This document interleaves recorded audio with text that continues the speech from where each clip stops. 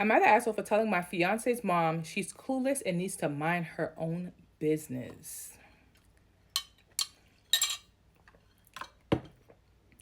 We shall see. I, 27 male, engaged to Sienna, 26 female, and we're having some trouble with her mom, May.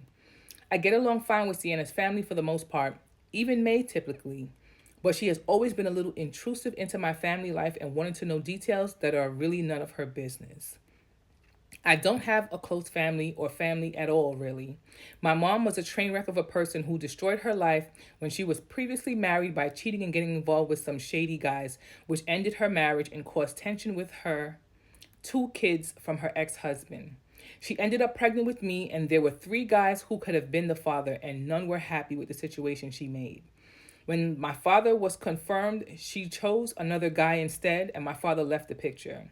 My mom ended up losing custody of me when I was 3 or 4 because she wasn't taking care of me, was letting her boyfriend mistreat me, and they were involved in criminal activities that she had a long history of by that point. Her other children's father was giving sole custody of them, and he was asked by a social worker to take me. He initially said no.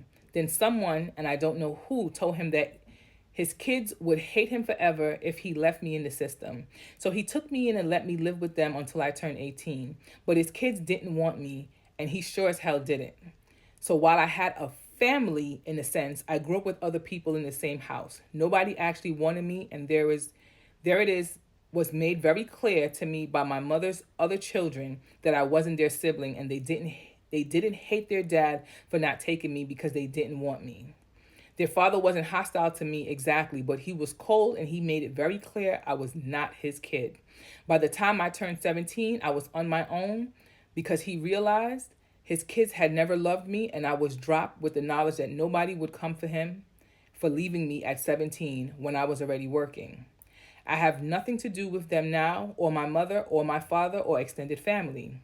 Sienna, from a very complicated blended family. May appears to have a very defensive view of blended families and being aware somewhat of my past. She has pressured me to reach out and invite my family to the wedding, and to her, my family means the man who raised me and his kids. Sienna has told her that won't be happening, and we stopped seeing her for a period of time because her insistence on bringing it up. I absolutely hate this. I hate is such a strong word. I absolutely hate when people stick their nose in other people's business to the point where you don't know the hurt that has been done and the pain that was caused by other people's family. And stop with this, oh, their blood. That don't mean shit. That don't mean shit. Because I got people that's not even my blood that's closer to me than my own blood family. Ugh. May finally decided to tell me I owe her the whole story. She'll be able to help me make amends with my family because that's what's best for everyone. Why is she so hell-bent on this? Like, get off of it. They don't even like him. Like, why are you still pressing the issue? And then what happens? Something else happens and you invite them and it's like, oh, I'm sorry, I didn't know, just to open up a wound for you to be hurt even more. And then it's, oh my God, I'm sorry, I didn't know. Mind your business. Mind your business. Leave it alone. I told her she was clueless if she thought things worked that way, and I told her she needs to mind her own business because I don't owe her my whole background. Sienna kicked May out, but not before May told me I had spoken to her harshly when all she was doing was helping. Am I the asshole? No. No. And I'm kudos to your wife or your future, your fiance for standing with you. Because your fiance more than likely knows the story. She understands. This is not what you want. You were never accepted in that family. So why was, you need to forgive and forget. Nobody has time for all of that. I'm a grown ass person. If I have not spoken to this person and I don't want to speak to that person and I don't want that person in my life, who are you to come and step in and say, oh, but they're family. You shouldn't do that to family. Absolutely not. You're a grown ass adult. You can choose who and whoever you do and do not want in your life and to be a part of your family.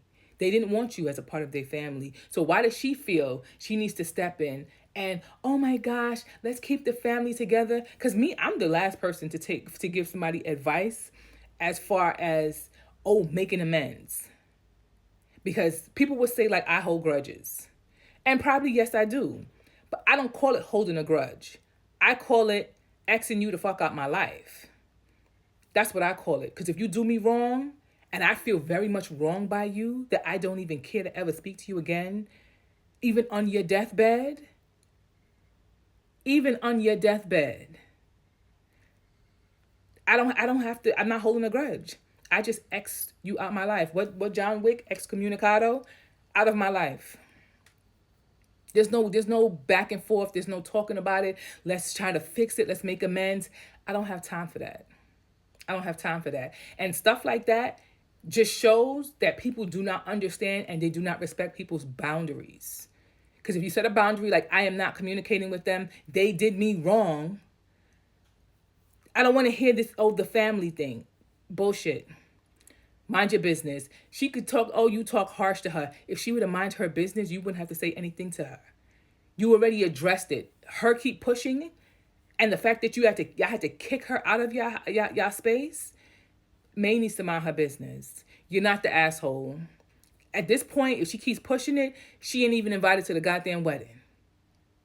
How about that, May?